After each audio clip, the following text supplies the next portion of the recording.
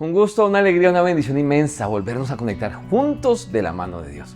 Bienvenidos a la lección número 10 de la lección de Escuela Sabática, aquí en Lecciones de Esperanza.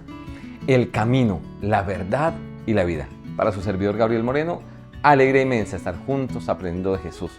Hay muchos caminos en el mundo hoy, ¿verdad? Pero vamos a mirar el camino seguro para ti, para tu familia y para todos nosotros. Al estudiar el Evangelio de Juan, encontramos que se divide en 4 secciones principales. El prólogo, que cubre de Juan 1, del versículo 1 hasta el versículo 18. La sección acerca de las señales, que toma desde Juan 1:19 hasta Juan 12:50. La sección acerca de la gloria, que va de Juan 13, versículo 1 a Juan capítulo 20, versículo 31. Y finalmente el epílogo, que está desde Juan 21:1 al último versículo, el versículo 25. Hasta ahora, lo que hemos venido estudiando se ha centrado principalmente en el prólogo y en la sección dedicada a las señales, donde se expone de forma clara quién es Jesús a través de sus milagros o señales, diálogos y enseñanzas. Las lecciones que vienen se centran ahora en la tercera sección de Juan, la que se concentra en la gloria de Jesús. Curiosamente, las famosas 7 afirmaciones "Yo soy" forman un puente entre la sección de las señales y la de la gloria. Esas 7 afirmaciones son: yo soy el pan de vida, ¿verdad? Yo soy la luz del mundo. Yo soy la puerta. Yo soy el buen pastor. Yo soy la resurrección y la vida. Yo soy el camino, la verdad y la vida. Yo soy la vid verdadera. Comencemos con el discurso que da Jesús de despedida a sus discípulos. Y el título que teníamos para estudiar este punto en la lección de esta semana era "Les he dado ejemplo". El discurso de despedida de Jesús, registrado en Juan del capítulo 13 al capítulo 17, instruye a los discípulos de Jesús acerca del futuro. Su patrón literario es muy parecido a la despedida que se registra de Moisés en Deuteronomio, y también a la bendición de Jacob a sus hijos, registrada en Génesis 47 al 49, o las instrucciones de David a Salomón, que están en Primera de Crónicas.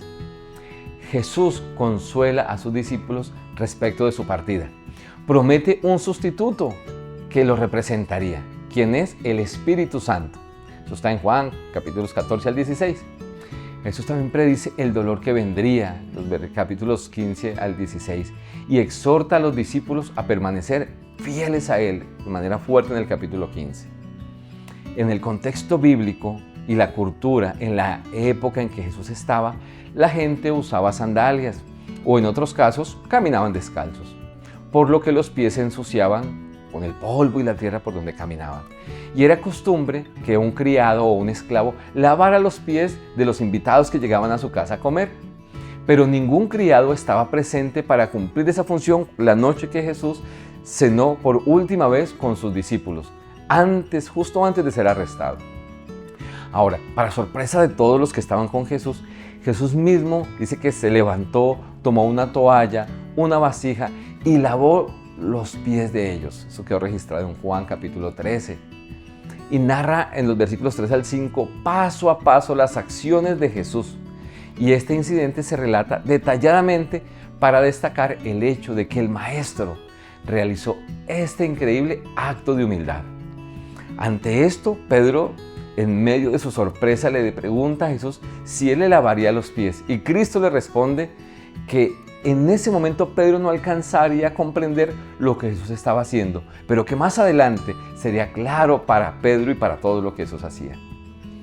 Pedro, en primera instancia, se niega a esto. Eso quedó registrado en Juan capítulo 13, versículos 8 al 11. Ahora, profundiza en el sentimiento de consternación, o nos muestra ese sentimiento de consternación que tenían los discípulos ante esas acciones de Jesús. Eran incomprensibles para ellos. ¿Cómo podía Jesús, el Maestro, el Mesías, realizar una tarea tan humilde? Pedro se negó a que le lavara los pies y Jesús le dijo que si no se lo permitía, entonces Pedro no tendría lugar con él en el cielo. Entonces Pedro pidió que Jesús hiciera algo más por él y le dijo: Señor, entonces lávame el cuerpo de manera completa. Esto expresando de manera clara su deseo de estar conectado con el Maestro para siempre. Luego de lavar los pies de sus discípulos, Jesús les pregunta si ellos habían comprendido lo que acababa de suceder, lo que Jesús acaba de hacer. Y luego les da una gran enseñanza, que es para ellos y para nosotros también. Quedó registrada en Juan capítulo 13, versículos 13 al 15. Vosotros me llamáis Maestro y Señor, y decís bien porque lo soy.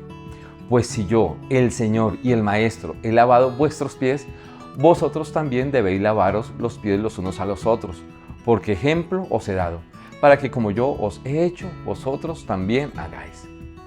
El significado de la acción de Jesús está ligado a quién es Él.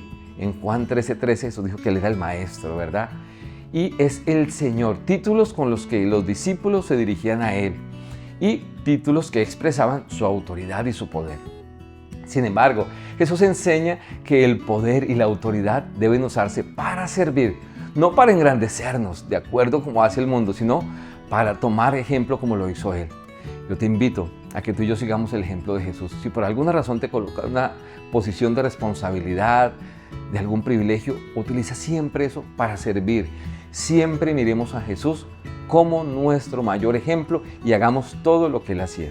Y sabes que la Iglesia Adventista practica algo que llamamos el rito de humildad para recordar eso que hizo Jesús, y se hace en el contexto de la Cena del Señor, recordando la cena que Jesús tuvo con sus discípulos.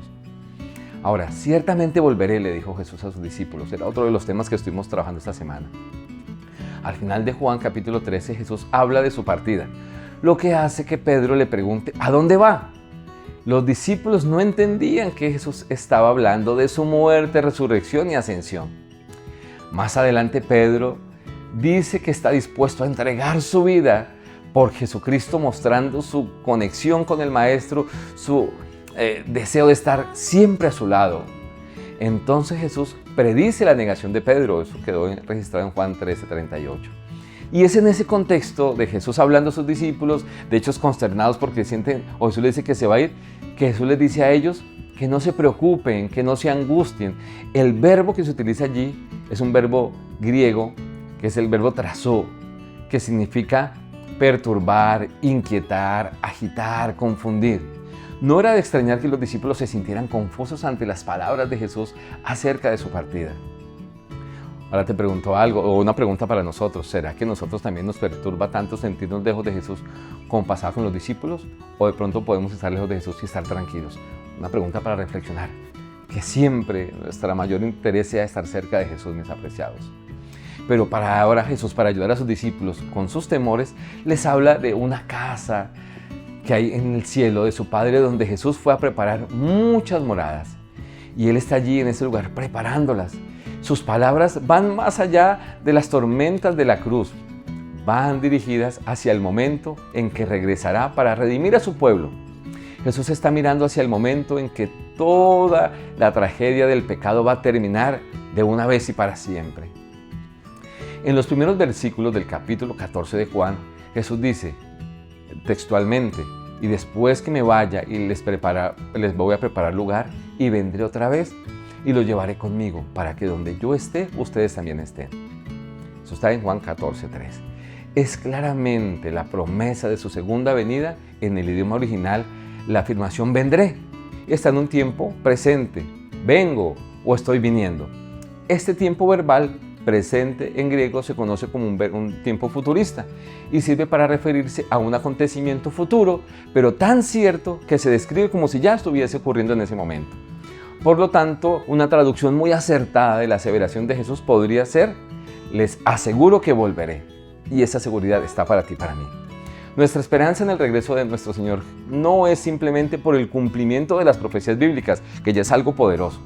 Además, es sobre todo nuestra confianza puesta por quien hace la promesa. Él dijo que ciertamente regresaría por ti y por mí, por todo su pueblo, y podemos poner nuestra confianza en esa promesa en virtud de la persona que la hizo. ¿Quién fue Jesús? ¿Verdad? Ahora, otro tema que estuvimos trabajando en la semana decía: yo soy el camino, la verdad y la vida. Continuando la lectura de Juan, en el capítulo 14, viene una pregunta de parte de otro de sus discípulos. En Juan 14, 5 al 7 está esa pregunta. Dice que Tomás le dice al Señor: no sabemos a dónde vas, ¿cómo pues podremos saber el camino? A la pregunta de Tomás, Una pregunta que parece bastante lógica, ¿verdad? Si no sabemos a dónde va alguien, ¿cómo vamos a saber a dónde poder seguirle? ¿Qué camino tomar para estar cerca de esa persona? Jesús a esta inquietud responde indicándole que Él mismo es el camino. ¿El camino hacia qué o hacia quién? Pues Jesús es el camino hacia el Padre y hacia la vida eterna. Jesús le contestó entonces allí a Tomás, en versículos 6 al 7 de Juan 14. Yo soy el camino, la verdad y la vida. Nadie viene al Padre sino por mí. Si me conocéis, también a mi Padre conoceríais. Y desde ahora le conocéis y le habéis visto. Jesucristo, mis queridos, es el vínculo con el Padre, quien lo explica, lo interpreta a favor tuyo y mío, a favor del mundo entero. Felipe pidió ver al Padre, algo que ningún ser humano pecador puede hacer y vivir. Y Jesús entonces da una reprensión allí por la falta de comprensión que Felipe expresaba y señala que al verlo a él estaban viendo al Padre. Por consiguiente, está claro que Jesús es el camino hacia Dios. Sin Él, el camino se vuelve oscuro, incierto, difícil y finalmente imposible. Ahora, otro tema interesante era yo soy la verdad. El Evangelio de Juan relaciona repetidamente la verdad con Jesús, con su Padre y con el Espíritu Santo. La verdad está relacionada con Jesús, quien es la palabra o el logos, y con la luz en contraste con las tinieblas. Ahora, pensemos en lo que significa que Jesús sea la verdad. Jesús es el logos, ¿verdad? La palabra que estaba con Dios desde el principio. Él es el creador de todo lo que existe, como lo dice Juan 1, del 1 al 4. Uno con el Padre desde la eternidad y por la eternidad.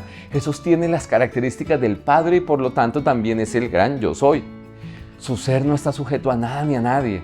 Nada de lo que existe, incluyendo el conocimiento, existe fuera de Jesús. Sobre esto hay una parte de una poesía escrita por C.S. Lewis, un famoso apologeta y también defensor del cristianismo, quien dijo acerca del cristianismo lo siguiente en una poesía. Creo en el cristianismo como creo que ha salido el sol, no solo porque lo veo, sino porque también por él veo todo lo demás. Cristo viene a ser la verdad encarnada. Aquel verbo fue hecho carne y habitó entre nosotros, lleno de gracia y de verdad. Pues la ley por medio de Moisés fue dada, pero la gracia y la verdad vinieron a nosotros por medio de Jesucristo. Esto está en Juan, capítulo 1, versículos 14 al 17. Las Escrituras ahora y la verdad, otro tema que trabajamos durante esta semana. En el Evangelio de Juan, la Escritura desempeña un papel importante al hablarnos de aquel que es el camino, la verdad y la vida. A lo largo de los Evangelios, como en toda la Biblia, las Escrituras desempeñan un papel clave para la revelación de la verdad. Esto es especialmente cierto cuando se trata de enseñarnos quién es Jesús y qué vino a hacer. Encontramos esta importante declaración en Juan 5:39. Jesús dijo, escudriñad las Escrituras porque a vosotros os parece que en ellas tenéis la vida eterna y ellas son las que dan testimonio de mí. Jesús y sus discípulos recurrieron vez tras vez a las Escrituras para validarlo como el Mesías. Y Cristo dijo, si ustedes le creyesen a Moisés, me creerían a mí, porque él escribió de mí. Pero si no creen a sus escritos, ¿cómo creerían en mis palabras? Fue lo que Jesús dijo y quedó registrado en Juan. Son muchos los ejemplos de cómo la Escritura daba testimonio de la obra y el ministerio de Cristo. Por ejemplo, en su sermón del día del Pentecostés, Pedro dijo, hermanos, era necesario que se cumpliera la Escritura, que el Espíritu Santo había predicho por boca de David. Eso está en Hechos 1:16.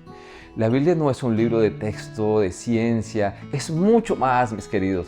Es más importante y valiosa que cualquier otro libro, porque proporciona el contexto en el que nuestro universo tiene sentido.